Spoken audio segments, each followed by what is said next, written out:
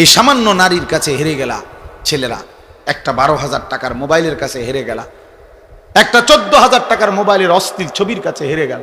কোথাকার কোন নারী যা চিনো না শুনো না, তার কোনো চরিত্র নাই, আখলাক নাই, তার কোনো ইজ্জত নাই, আব্রু নাই।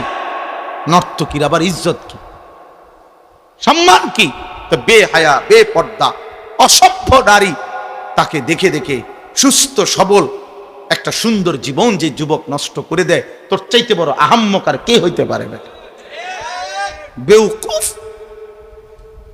কি দেখে নষ্ট করলি নিজের? একটা বাজে, নোংরা, একটা দুশ্চরিত্রা নারীকে দেখে দেখে, যে নারী সারা পৃথিবীর জন্য নিজের ছবি ছেড়ে দিছে, এর কোনো লজ্জা শরম আছে কিছু? তাহলে এর চাইতে নিকৃষ্ট অসভ্য আর কেউ হইতে পারে? এটা কি পরিমাণ বেহায়া যে সারা পৃথিবীর জন্য নিজেরে ছেড়ে দিছে। দেখো সারা পৃথিবীবাসী, দেখো আমারে, দেখো আমার।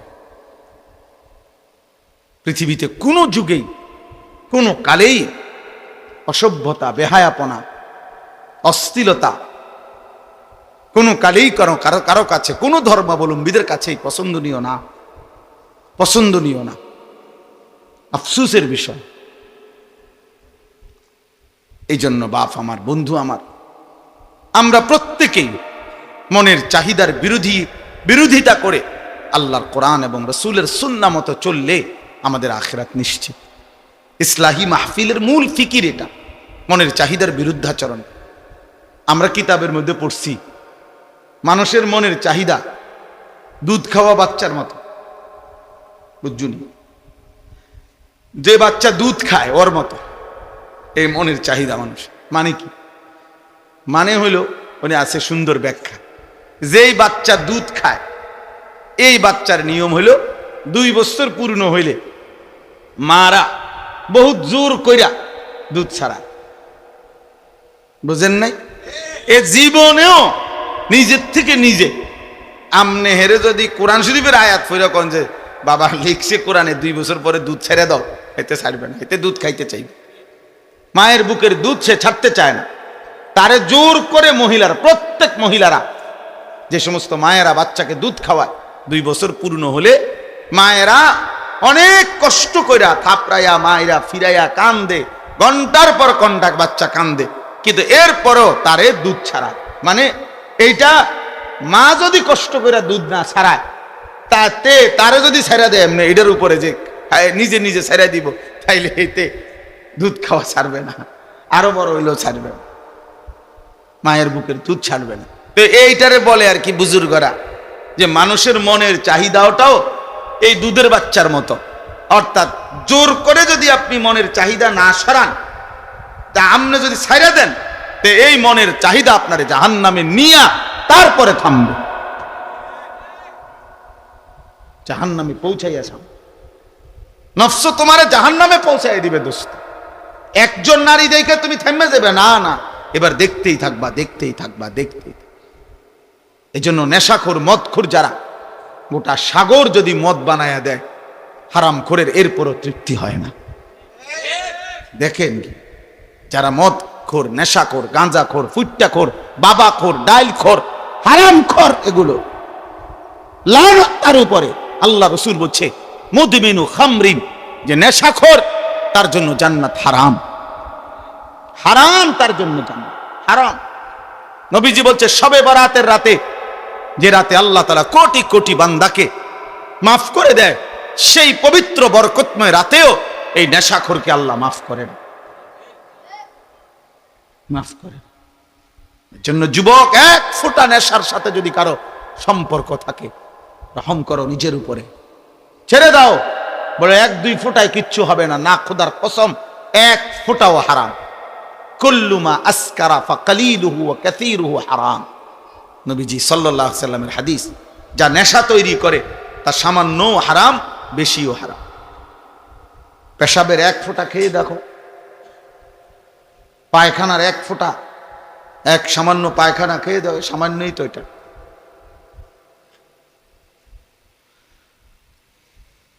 কোরআনুল কারীমের মধ্যে আল্লাহ তাআলা বলছেন নেশাখোর, স্পষ্টভাবে আল্লাহ তাআলা বলছেন এটা শয়তানের কাজ। মিন আমালিশ শাইতান। আর শয়তান তোমাদেরকে কি চায়? মদ এবং জুয়ার মাধ্যমে আইয়ুকিয়া বাইনাকুমুল আদাওয়াতা ওয়াল বাগদা, শত্রুতা বিদ্বেষ তৈরি করে। ওয়ায়াসুদ্দুকুম আন যিকরিল্লাহ, আল্লাহর স্মরণ থেকে সরিয়ে রাখে মদ জুয়া। ওয়া আনিস সালাহ, এবং 5 ওয়াক্ত নামাজ থেকে ফিরিয়ে রাখে। আল্লাহ বলছে ফাহাল আনতুম মুনতাহুন, হে আমার ইমানদার বান্দা, তাহলে এতগুলো ক্ষতিকর কথা শুনে তুমি কি মদ এবং জুয়া থেকে ফিরবে না? তাফসীরের মধ্যে আছে বন্ধু, কোরআনের তাফসীরে আছে, এ আল্লাহ যখন এই আয়াত নাজিল করছে ফাহাল আনতুম মুনতাহুন, হে আমার ইমানদার বান্দারা, মদ এবং জুয়ার থেকে তোমরা তাহলে ফিরবে না, ফিরবা না? তো সাহাবায়ে কেরাম সবাই তখন নবীজির সামনে যারা উপস্থিত শুনছে নবীজির জবানে এই আয়াত সাথে সাথে সাহাবীরা বলছে, 2 হাত তুলে আল্লাহকে সাক্ষী রেখে বলছে, ইয়া রাব্বি কাদ ইনতাহাইনা, হে আল্লাহ আমরা ছেড়ে দিলাম। এজন্য এখনো তোমরা সবাই বলো যে আল্লাহ আমরা ছেড়ে দিলাম। বলেন, হাত উঠান, বলেন আমরা আল্লাহ ছেড়ে দিলাম। আল্লাহ তৌফিক দান করেন। অর্থ হলো আমরা সবাই নেশা করি, আমি এটা বলি নাই। বুঝানোর উদ্দেশ্য হলো যে আল্লাহর নাফরমানির থেকে আমরা বিরত থাকবো। একক ব্যক্তিকে তো দাঁড়া করানো লজ্জার বিষয়। এজন্য সবাই মিলে হাত তুলল। নির্দিষ্ট একজনকে চিহ্নিত করা, এটা তো তার জন্য আত্মমর্যাদার বিষয়। আল্লাহ বুঝার তৌফিক দান করেন। প্রিয় ভাই আমার, বাপ আমার, আমাদের এটা উচিত। আমি যে 3টা আয়াত পড়ছি, এই 3টা আয়াতের সূরা বাকারার মূল বক্তব্য এই কথাটা যে নিজের ঈমান শুধু জবানের উচ্চারণ যথেষ্ট না, বরং কর্মের প্রমাণ দিলে মুমিন হয়, মজবুত হয়, ঈমান মজবুত হয়, ঈমান ঠিক থাকে। যদি কেউ জবানে তো বলে আমি আল্লাহকে মানি, আখিরাতকে মানি, কিন্তু কর্মে আমলে বাস্তবে ঈমান ইসলামের যদি তার মধ্যে নমুনা না থাকে, খোদার কসম আল্লাহ বলছে সেই মুমিন না, সে মুনাফিক। এই আয়াতে এটা বলছে মুনাফিকের চিহ্ন, অমিনান নাসি মান ইয়াকুলু আমান্না বিল্লাহি ওয়া বিল ইয়াউমিল আখির। আল্লাহ বলেন বহু মানুষ আছে এমন যারা জবানে বলে আমি আল্লাহকে মানি, মুখে পরিষ্কার বলতেছে আমি আল্লাহকে মানি, আখিরাতকে মানি, কিন্তু আল্লাহ নিজে বলতেছে ওয়া মা হুম বিমুমিনিন, না না না, এরা মুমিন না, এরা মুনাফিক। এই জন্য প্রিয় বন্ধু, জবানে আল্লাহকে মানি, এটা যে কাউকে জিজ্ঞেস করলে এখানে বলবে আমি আল্লাহকে মানি। আখিরাত মানো কিনা? বলবে হ্যাঁ মানি। তাহলে যদি আল্লাহকেই মানো, আখিরাতকেই মানো, তো চেহারা এমন কেন? সেজদা ছুটে গেছে যে ভাইয়ের, যেই বাবার, কেন নামাজ ছুটে গেল? আল্লাহকে মানলে নামাজ পড়লেন না কেন? আখিরাতকে মানলে নামাজ পড়লেন না কেন? আপনি বলতেছেন ক্ষুধার্ত, তো ভাত খাচ্ছেন না কেন? বলতেছেন পিপাসার্ত, তো পানি পান করছেন না কেন? বলতেছেন জান্নাত পেতে চাই, তো সেজদা দিচ্ছেন না কেন? বলছেন জাহান্নাম থেকে বাঁচতে চান, তো হারাম ছাড়ছেন না কেন? বলেন কেন ছাড়ছেন না? ইনসাফের সাথে বলেন। প্রিয় ভাই, নিজের উপরে দয়া করুন। সার্টিফিকেট দেখে মুসলমান না, হাসরের ময়দান ভোটার আইডি কার্ড দিয়ে না, জন্ম নিবন্ধন সনদ দিয়ে না, পাসপোর্ট দিয়ে না, সেজদা দিয়ে, সেজদা আল্লাহর গোলামি, আল্লাহর বন্দিগি দিয়ে প্রমাণ করতে হবে আমার দিলের মধ্যে কালেমা, আমার জবানে কালেমা, আমার সারা দেহে কালেমার প্রতিচ্ছবি, ঈমানের প্রতিচ্ছবি, তাইলেই আমি মুমিন, নাই তো মুনাফিক। নাই তো কি বলেন না? নাই তো কি? এই যে শুনলেন আল্লাহ বললেন ওমা হুম, হে কয় আমি আল্লাহরে মানি, আল্লাহ কয় না। হে কয় আমি আখিরাত মানি, আল্লাহ কয় না, তুমি মুমিন না। তাহলে কি বোঝা গেল? একজন মানুষ মুখে বলার পরেও আল্লাহ বলতেছে সে মুমিন না, তাহলে বোঝা গেল শুধু মুখের উচ্চারণ যথেষ্ট নয়। এটা বাদ না, মুখে উচ্চারণ করতে হবে না এটা না, মানে মুখের উচ্চারণই শুধু কি নয়, যথেষ্ট নয়, কর্মের প্রমাণ দিতে হবে, কর্মের প্রমাণ দিতে হবে। আমলের ঘাটতি মুনাফিকের চিহ্ন, আমলের অলসতা মুনাফিকের চিহ্ন, মুনাফিকের চিহ্ন। কোরআনুল কারীম থেকে আমি শুনাই বাবা, কোরআন আল্লাহ স্পষ্ট বলছে, সূরা তাওবার মধ্যে আছে মুনাফিক কেমন, কারা, আল্লাহ পরিষ্কার বলছে, ওয়ালা ইয়াতুনাস সালাতা ইল্লা ওয়াহুম কুসালা। আল্লাহ বলে মুনাফিক তারা যারা নামাজে আসে না, আর যদি আসেও অলস ভাবে। প্রথমত নামাজেই আসে না, দ্বিতীয়ত যাও কুদ্দুর আসে তাও জান চলে না, অলস। কুসালা মানে অলস। এই যে অলসতার কথা একটু আগে কইছি, অলসতা ইমানের কাজে, আমলের কাজে খোদার কসম সরাসরি মুনাফিকের চিহ্ন। ওয়ালা ইউনফিকুনা ইল্লা ওয়াহুম কারিহুন। আর দ্বিতীয়ত আল্লাহ বলে মুনাফিকের চিহ্ন যারা আল্লাহর রাস্তায় খরচ করে না, যদিও করে তো প্রচন্ড অনিচ্ছা সত্ত্বে। যদি কখনো দেয়, আচ্ছা যা বেশি যন্ত্রণা করস, জানে টাকা 100 নে বেড়া, পেয়া গেলে গেছে, পেয়া বলে গেলে গেছে, দিছে এটে 100, আবার কখন যা পেয়া পয়সার মায়া করে লাভ নেই, যা নিয়ে বেড়া। এতবার কইলে কেমনে না দেয়, অনেক সময় বলে না যে এতবার কইলে কেমনে না দেয় বেড়া, বারবার ঘুরিয়ে আইয়ে যা দিলাম দিলাম। এটা কি দান হইল? লান তানালুল বিররা হাত্তা তুনফিকু মিম্মা তুহিব্বুন। এক সাহাবী শুধু কেবল মসজিদে নববীতে খেজুর দান করছে গরিব সাহাবীদের জন্য। খেজুরের যে ছড়া, এই খেজুরের কলার ছড়ার ছড়ির মতো খেজুরের ছড়ি, এইটার মধ্যে কিছু খেজুর আছিল একটু পচা, এই আর কিচ্ছু না। এই কদ্দুর অপরাধ আল্লাহ তাআলা কোরআন আয়াত নাজিল করছে, সবচেয়ে প্রিয়টা দান না করলে সেই দানের বিনিময়ে আল্লাহ কখনোই কোনো নেকি দিবে না। কি পরিমাণ সাহাবায়ে কেরামের সংশোধন খোদ আল্লাহ করছে। এক সুতা 19-20 হয়েছে, তা জিব্রাইল যেন সাইয়া রয়েছে। ব্যাপারটা বুঝো না, এরকম বহু আয়াত, এটা ভয়ের ব্যাপার। হযরত আবু বকর সিদ্দিক, ওমরে ফারুক নবীজির সামনে একবার জীবনে আওয়াজ একটু ভারী করে লাইছে, উঁচা একটা কথার তর্ক করতে গিয়ে জোরে কথা কইয়া ফেলছে। আল্লাহ তাআলা আস্তা সূরা নাজিল করে বলছে, সাবধান। কিতা ঘটনা, কিতা কার সামনে কথা বড় করলা, এই কার সামনে কথা বড় করলা? সরাসরি আবু বকর ওমরের মতো সাহাবীকে বলছে, শোনো, বেখেয়ালিতে এমন ভুল করো না যে ভুলের কারণে হতে পারে সারা জিন্দেগীর আমল একসাথে শেষ হয়ে যাবে। আন তাহবাতা আমালুকুম ওয়া আনতুম লা তাশউরুন, অথচ টেরও পাইবা না। সেই পর শেষ পর্যন্ত হযরত আবু বকর সিদ্দিক রাদিয়াল্লাহু তাআলা কিছুদিন এত আস্তে কথা বলতেন যে নবীজি আবার ডাককে আনতে হইতো, আবার কও কিতা কইছো বুঝি না। আর ওমর অজরে কাঁদতেছিলেন, ওমর শুধু কাঁদতেই ছিলেন, কথাই বলা বন্ধ করে দিছেন। আল্লাহ নবী জিজ্ঞাসা করলেন, ওমর কথা বলো না কেন?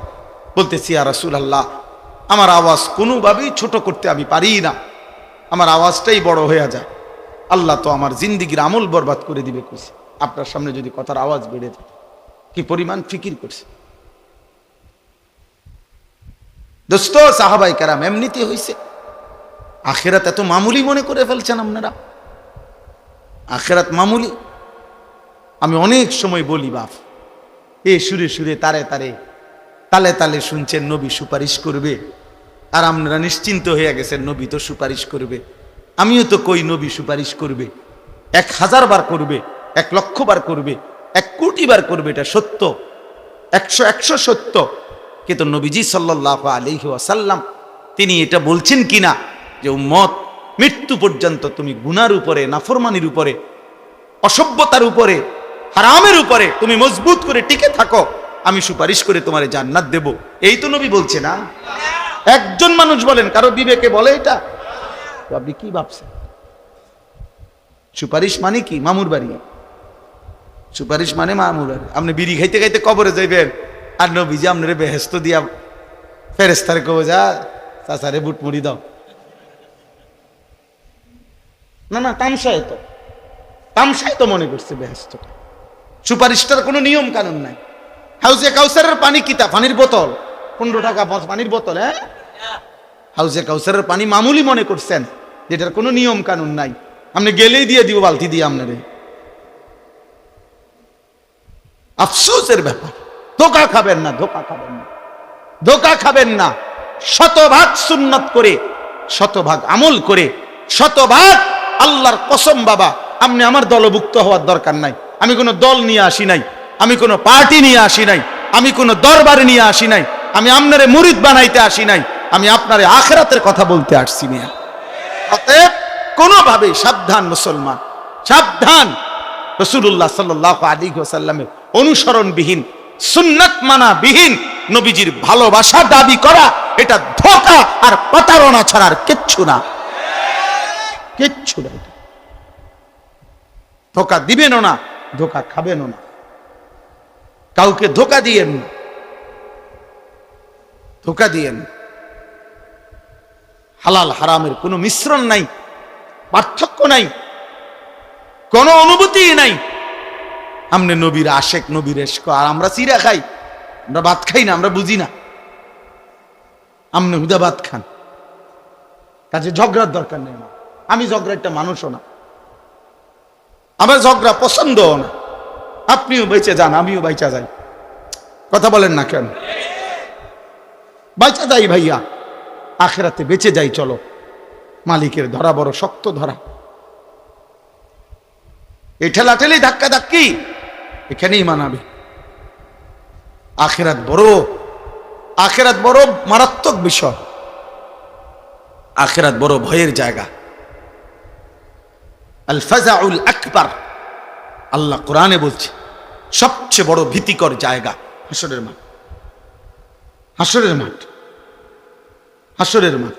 ১৬ লক্ষ আম্বিয়া দিন রাত কেঁদেছেন হাসরের মাঠের বলে। লক্ষ লক্ষ সাহাবায়ে কেরাম কেঁদেছেন রাত দিন হাসরের মাঠের ভয়ে।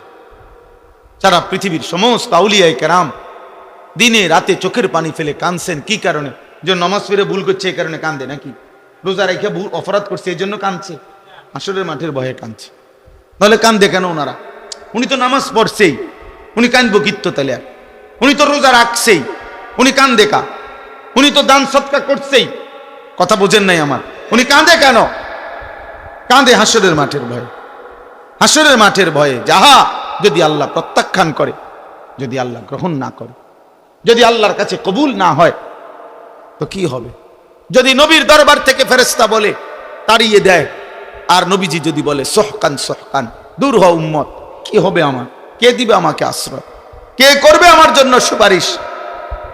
কোরআন শরীফে আছে, আল্লাহ বলছেন শতভাগ দিন মানে যারা আল্লাহর রাস্তায় খরচ করে, যারা, ও খোদার কসম কোরআন শরীফে আছে, তাদের বৈশিষ্ট্য হলো অকুলুবুহুম ওয়াজিলাতুন।